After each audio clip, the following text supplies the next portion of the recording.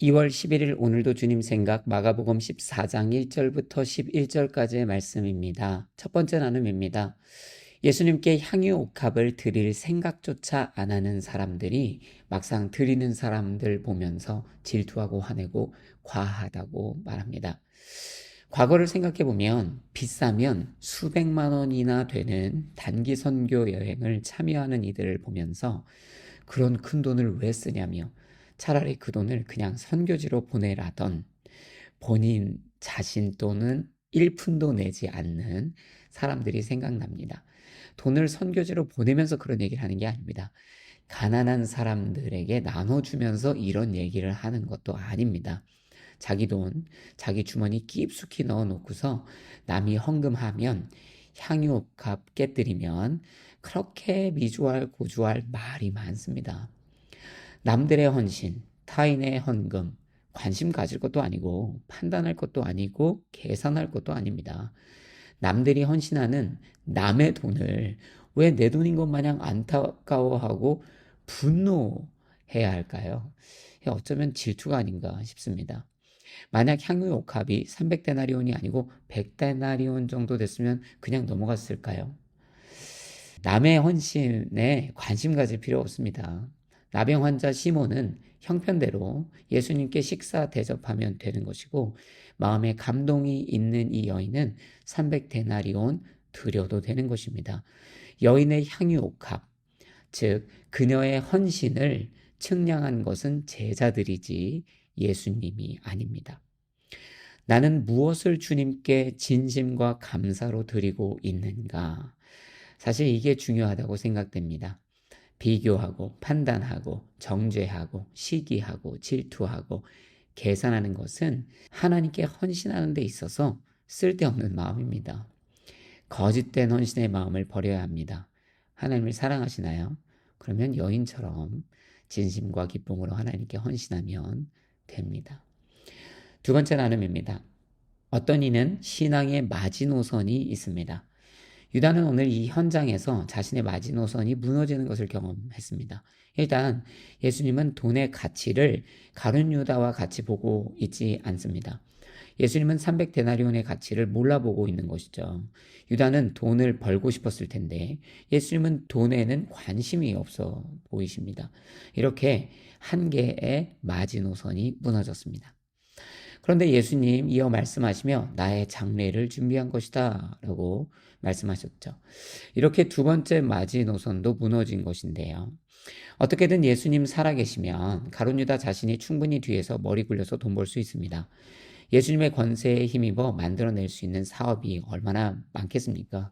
그런데 그런 예수님이 죽어버리시면 다 소용없는 일이 됩니다. 결국 이 장래이기 때문에 그나마도 붙잡고 있던 마지막 마지노선이 무너졌습니다. 그래서 유다는 오늘 이 사건 이후에 바로 대제사장들을 찾아가 예수를 팔게 되는 것입니다. 신앙의 마지노선. 우리도 모르게 이런 게 있을지 모릅니다. 우리의 영린 같은 것이죠. 이거 건들면 주님이라도 가만히 안 둡니다. 가룟 유다처럼 돈이 신앙의 영린인 사람도 있고 사람들, 즉 자녀나 가족, 또 건강, 명예, 권력, 자유, 쾌락 등이 영린인 사람들도 있습니다. 이러한 가치들이 예수님의 도전과 충돌하면 예수님을 버려버리는 것입니다.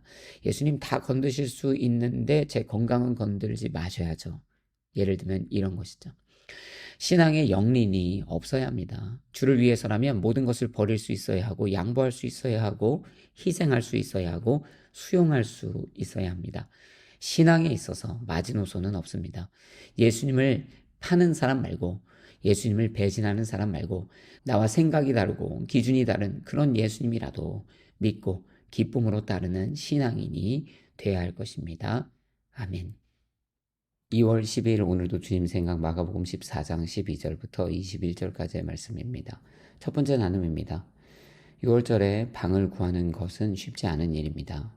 예루살렘으로 온 지역에서 사람들이 모여들기 때문입니다. 그러니 예수님과 제자들 그리고 혹 기록되지 않은 제자들까지 생각해 보면 그들이 함께 모여 머물 방을 구하는 것은 생각처럼 쉽지 않은 일입니다. 생각해 보세요. 이 성수기 때 유명 관광지에 호텔이나 에어비앤비 구하는 것이 절대 쉬운 일이 아닙니다. 그러나 어디에 가서? 라고 묻는 이 제자들에게 예수님은 이미 준비되어 있는 방이 있음을 알려주신 것입니다. 요즘 예배 처소를 마련해 주신 하나님을 참 많이 묵상하게 됩니다. 처음 오스틴에 당도했을 때 예배할 장소를 찾아야 했는데 마땅치 않았습니다. 주님 앞에 장소를 놓고 그래서 기도를 참 많이 했습니다. 주님, 주를 위해 어디서 예배를 준비해야 할까요? 그런데 생각해 보니 당시 머물던 집에서 예배를 시작할 수 있다는 생각이 드는 것이죠. 그래서 좋은 장소를 찾아서 예배드리겠다는 마음을 잠시 내려놓고 집에서 당장에부터 예배를 시작했습니다. 그러면서 동시에 여러 학교에 문의 이메일도 보내고 지역 교회들도 이메일을 보냈습니다. 그리고 많은 이벤트홀을 찾아 연락하기도 했습니다. 그러기를 한 달, 하나님은 마치 예비라도 해놓으신 듯이 우리를 한 미국 교회로 보내주셨습니다. 그렇게 또 꽤나 오랜 시간이 지나고 하나님은 자연스럽게 새로운 장소를 찾도록 인도하셨습니다. 그리고 현재 공사되어지고 있는 이 장소를 만나게 하셨습니다. 주를 위한 예배의 초소, 함께 모여 성도가 떡을 떼고 나누는 장소, 믿음의 형제자매들이 모여 교제하는 장소, 생각해보면 우리가 마련한 것이 아니고 하나님께서 마련하신 것입니다. 우리가 마련하고 준비했다고 생각하면 결국 우리의 소유물이고 우리의 공로가 되기 쉽습니다. 제자들이 가서 이 장소를 찾았어도 사실은 예수님께서 미리 마련해 놓으신 것이죠. 그런데 만약 자기들의 공로고 자기들이 마련한 장소라고 생각한다면 어깨에 힘주게 될 것입니다. 옳지 않은 행동이죠. 예배할 장소를 마련해 주신 예수님께 감사와 찬양을 드립니다. 제가 한 것도 아니고 우리가 한 것도 아닙니다. 그리스도께서 행하여 주신 일입니다. 예비하신 예배의 초소입니다. 그곳에서 함께 떡을 나누고 믿음 안에 교제하며 우리 각자의 십자가 사역을 준비하는 건강한 바우교회를 세워가기를 기도하고 또 기도합니다. 두 번째 나눔입니다. 가룟 유다는 언제 자신이 예수를 배반할 것이라는 것을 알게 됐을까요? 당연히 처음부터는 아니었을 것입니다. 어쩌면 예수님 팔기 며칠 전, 혹은 몇 주 전, 혹은 몇 달 전부터 그 징조가 있었을지 모릅니다. 누구든 변할 수 있습니다. 예수의 최측근도 변할 수 있습니다. 그 마음을 항상 점검하지 않으면, 주님께 집중하지 않으면, 주님을 사랑하지 않으면, 그러면 언제든 누구든 변할 수 있습니다. 그렇게 예수를 배신하고 팔아버릴지도 모를 일이죠. 최후의 만찬 현장에도 끊임없이 예수님은 경고하셨습니다. 지금 나랑 같이 밥 먹는 너희들 중에 하나가 나를 팔 것이다. 지금 나와 함께 빵을 찍어 먹는 자들 중에 하나가 나를 팔 것이다. 이는 일종의 선포이면서 경고이죠. 나 다 알고 있어 라고 말씀하신 것과 같습니다. 그러나 어느 순간 이미 마음이 넘어가 버린 가룟 유다는 이 경고, 즉 다른 말로는 멈춤의 기회 앞에서 끝내 배신을 선택하고 맙니다. 예수와 함께 동고동락하고 예수와 함께 마지막 만찬을 즐기던 최측근도 예수님을 팔 정도라면 우리도 언제나 깨어 기도해야 합니다. 사탄이 우리의 마음에 틈타지 못하도록 경계하고 또 경계해야 합니다. 그리스도를 향한 나의 마음의 조짐이 조금씩 금이 가면 벌써부터 서둘러 회개하고 점검해야 합니다. 식어지려는 기미만 보여도 다시 스토브에 불을 붙여 올려야 합니다. 끝까지 예수님의 신실한 제자가 되기로 결단하고 또 기도합니다. 아멘. 2월 13일 오늘도 주님 생각 마가복음 14장 22절부터 31절까지의 말씀입니다. 첫 번째 나눔입니다. 자신감 있는 신앙과 교만한 신앙은 다릅니다. 교만한 신앙은 나 자신에게 그 근거를 둡니다. 그래서 베드로는 말합니다. 모든 사람이 주를 저버린다 해도 저는 그렇게 하지 않을 것입니다. 그는 자신의 신앙이 건강하다고 믿고 있습니다. 그 누구와 비교해도 뒤처지지 않는, 아니 오히려 앞서 있는 신앙이라고 자부합니다. 그러나 그런 베드로에게 예수님은 이렇게 말씀하셨죠. 내가 내게 진실로 말한다. 오늘 밤 닭이 2번 울기 전에 내가 나를 모른다고 3번 부인할 것이다. 예수님께서 진실로라는 단어를 쓰면서까지 강조하셨습니다. 실제로 베드로는 이후 예수님을 배신했죠. 나를 믿는, 나의 신앙을 믿는, 내 신앙이 건강하다고 믿는 이러한 신앙의 교만은 버려야 합니다. 신앙의 자신감은 언제나 그 근거가 하나님께 있습니다. 하나님은 성실하시죠. 하나님은 변하지 않으십니다. 하나님은 끝까지 사랑하십니다. 이 하나님께서 나를 붙잡아 주시고 계시기 때문에 믿음의 확신이 있는 것입니다. 성실하게 함께 하시는 하나님 때문에 믿음의 자신감을 갖게 되는 것입니다. 겸손한 신앙, 그리고 하나님 안에서 자신감이 있는, 확신하는 신앙을 가져야겠습니다. 두 번째 나눔입니다. 다른 모든 제자들도 같은 말을 했습니다. 우리도 다 그렇게 생각합니다. 다른 사람의 신앙의 고백이 나의 고백이라고 생각합니다. 우리도 같은 마음이라는 것이죠. 베드로가 저는 절대 배신하지 않습니다 라고 했고, 이 말을 들은 다른 제자들도 당연히 우리도 배신하지 않습니다 라고 했습니다. 한치의 의심이 없이 그들은 그렇게 믿고 있습니다. 그런데 실상은 예수님이 실제 잡혀가실 때 다 도망갔죠. 나의 입술의 고백과 선포에 얼마나 진심을 담고 있는가 생각해 봅니다. 혹 진심을 담고 있다고 착각하고 있는 것은 아닌가 하는 생각도 해봅니다. 교회 안에 가장 대표적인 두 단어가 아멘과 할렐루야입니다. 아멘은 공감과 긍정의 선언입니다. 동의의 선포입니다. 할렐루야는 하나님을 찬양하라 하는 명령어에 가깝습니다. 찬양할 때, 기도할 때 얼마나 이 선포들을 자주 사용하는지 모릅니다. 간단한 단어이지만 참 의미가 깊은 단어들이죠. 과연 이 단어들을 선포할 때마다 얼마나 진심을 담고 있을까도 생각해 봅니다. 주를 위해 한다고 말했다가 하지 않은 일들, 사랑한다고 했다가 예수님 배신하는 일들, 회개한다고 했다가 또다시 죄를 짓는 일들. 이렇게 생각해 보면 어쩌면 우리의 신앙의 말들도 진심이 없는 거짓말인지 모르겠습니다. 거짓말. 주변을 속이고 나 자신을 속이고 심지어 하나님을 속이려 하는 이러한 신앙의 거짓말들이 있지는 않나 살펴봅니다. 모든 신앙의 고백이 진심의 고백이 되길, 정직한 고백이 되길, 책임지는 고백이 되길 기도합니다. 아멘. 2월 14일 오늘도 주님 생각. 마가복음 14장 32절부터 42절까지의 말씀입니다. 해피 발렌타인즈 데이. 첫 번째 나눔입니다. 너무 힘들면 안 해도 되는 일이 있습니다. 반면 아무리 힘들어도 반드시 해야만 하는 일이 있습니다. 십자가는 그런 일입니다. 그래서 예수님은 너무 괴로우신데도 불구하고 십자가의 길을 마다하지 않으셨습니다. 실제로 예수님이 그 고난을 뛰어넘어 십자가를 지셨기 때문에 인류의 구원이 완성된 것입니다. 예수님은 십자가를 설명하시며 제자들에게 이렇게 말씀하시기도 하셨습니다. 그때에 예수께서 제자들에게 말씀하셨습니다. 누구든지 나를 따르려거든 자기를 부인하고 자기 십자가를 지고 따라야 한다. 예수 그리스도께 맡겨진 십자가를 예수님께서 완수하신 것처럼 우리도 우리에게 맡겨진 십자가를 완수해야 합니다. 오늘 본문을 보면 예수님께도 십자가는 너무 괴로운 사명이었습니다. 옮겨버리고 싶으신 사명이었습니다. 그러나 감당하셨습니다. 우리도 우리에게 맡겨진 십자가를 감당해야 합니다. 오늘은 특별히 발렌타인즈 데이입니다. 사랑을 묵상하기 아주 좋은 날이기도 합니다. 사랑의 실천이 아무리 어려워도 반드시 해야만 하는 사명입니다. 남편이 왼수 같아도, 자녀가 너무 말을 안 들어도, 이웃들과의 관계가 너무 불편하고 어려워도 반드시 해야만 하는 일입니다. 사랑은 우리에게 맡기신 가장 중요한 십자가 중에 하나입니다.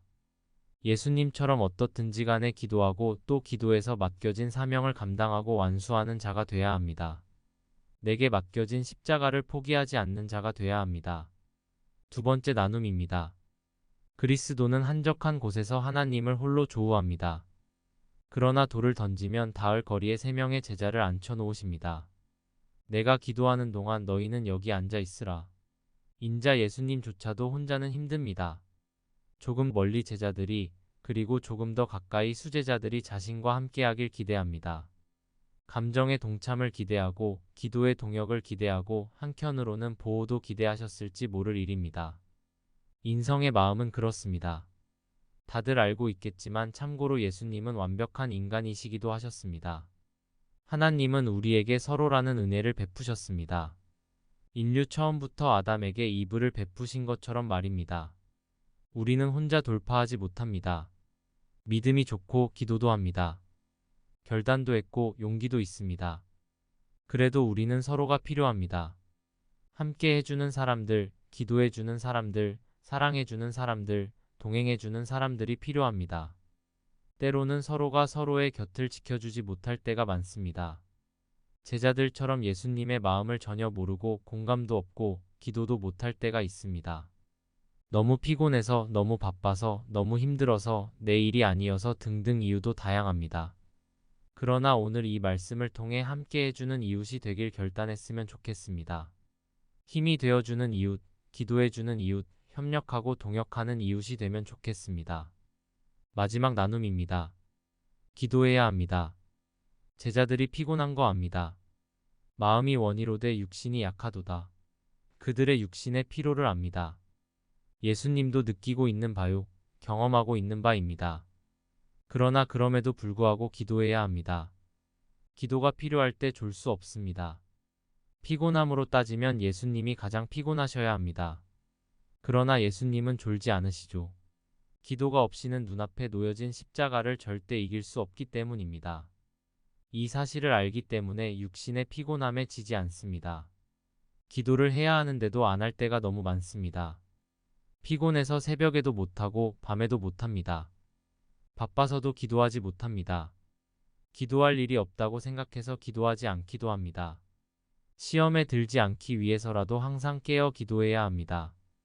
예수님의 하루의 시작도 마무리도 사역의 현장에도 식사의 자리에도 기적의 찰나에도 언제나 기도였음을 잊지 말아야 합니다.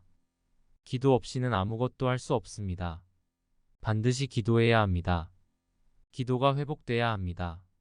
2월 15일 오늘도 주님 생각 마가복음 14장 43절부터 52절까지의 말씀입니다. 첫 번째 나눔입니다. 예수님 주변에서 이상한 일들이 일어나고 있습니다. 예수를 파는 자가 있습니다. 예수를 못 알아보는 자들도 있습니다. 예수를 잡아가는 자들도 있습니다. 칼을 든 자와 싸우는 자도 있고 도망가는 사람도 있습니다. 오늘날도 똑같습니다.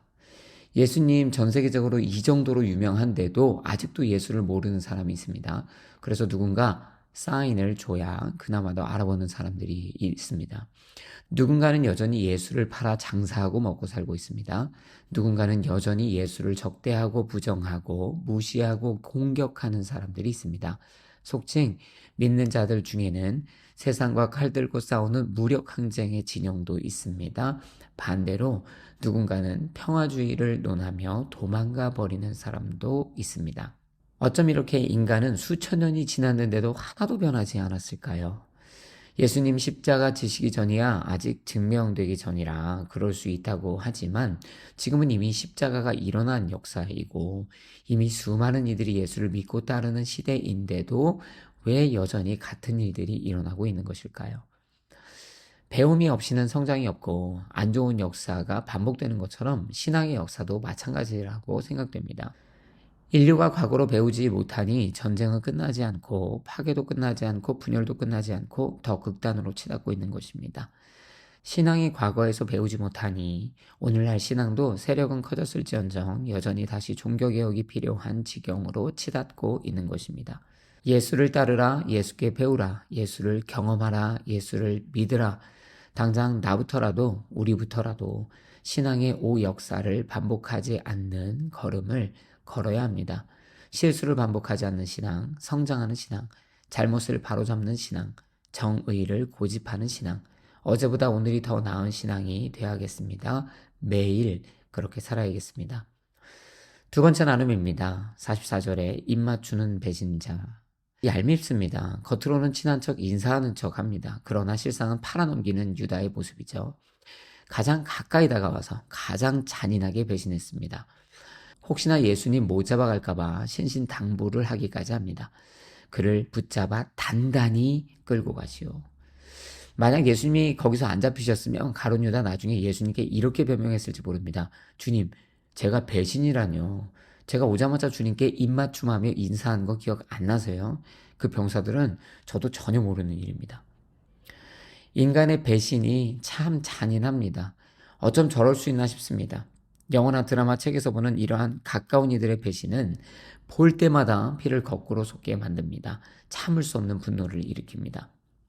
간혹 평소와 다르게 비싼 레스토랑에서 만나서 꽃을 주면서 이렇게 말하는 남자들이 있습니다. 우리 이제 그만 만나자. 다 너를 위해서야. 나 다른 사람 생겼어. 이렇게 비싼 레스토랑에서 꽃을 주며 나를 배려한답시고 배신을 통보하면 뭐가 좀 나은가요? 배신은 배신입니다. 어떤 미사여구를 가져다 붙여도 변명일 뿐입니다. 배신은 그저 배신입니다. 배신하지 마세요.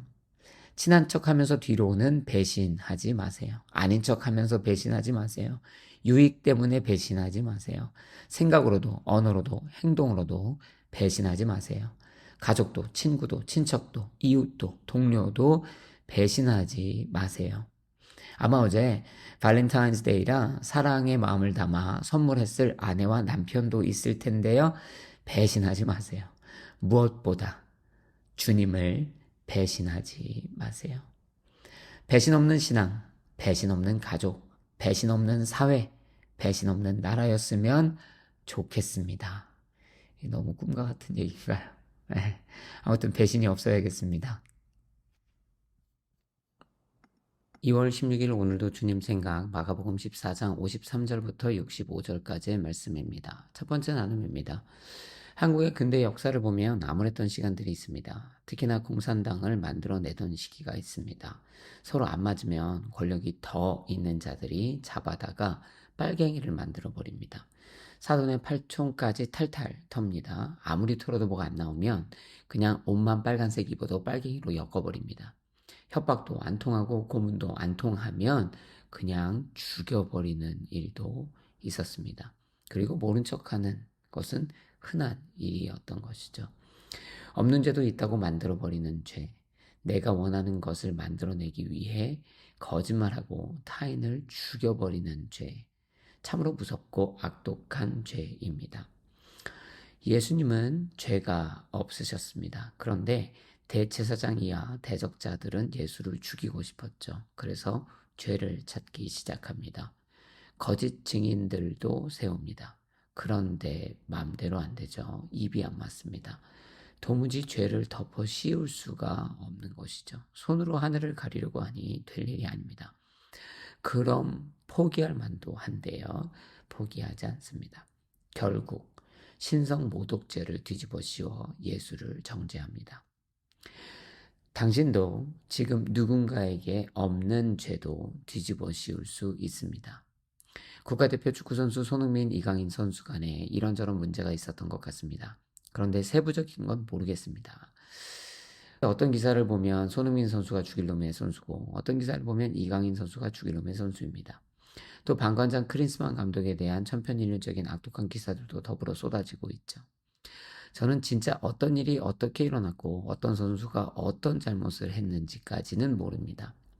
그런데 한 가지 확실한 것은 현장에 있지도 않았고 현장의 진실을 모르는 사람들조차 그들의 손가락을 놀려 온라인 상에서 이미 확정된 듯한 죄명을 명확하게 붙이고 있다는 사실입니다. 그렇게 죄명이 붙으면 그 다음부터는 많은 사람들이 득달같이 달려들어 누군가 하나를 십자가에 못 박아야 결국에 이 일이 끝나게 되는 것입니다.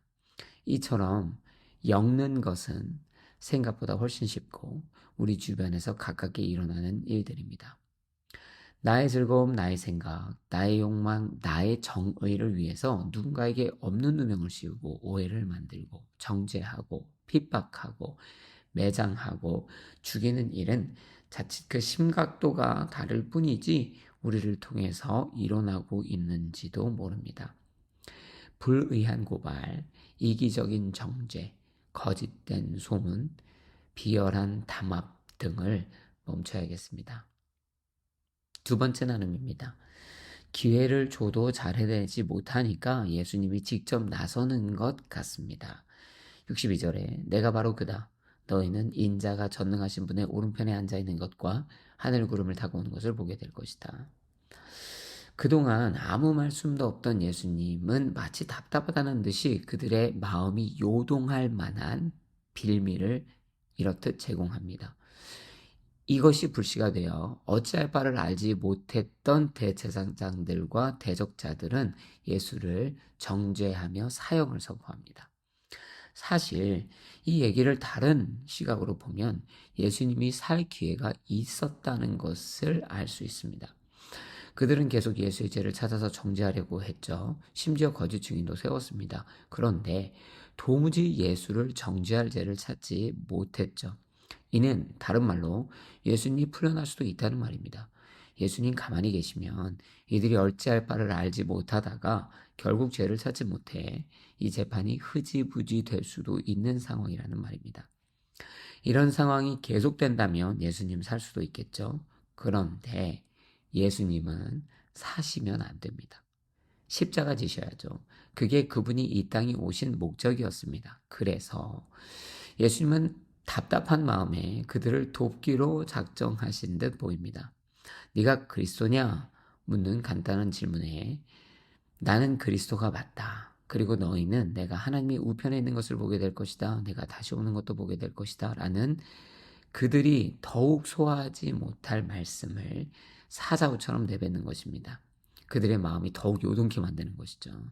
반드시 십자가를 지셔야만 하기 때문입니다.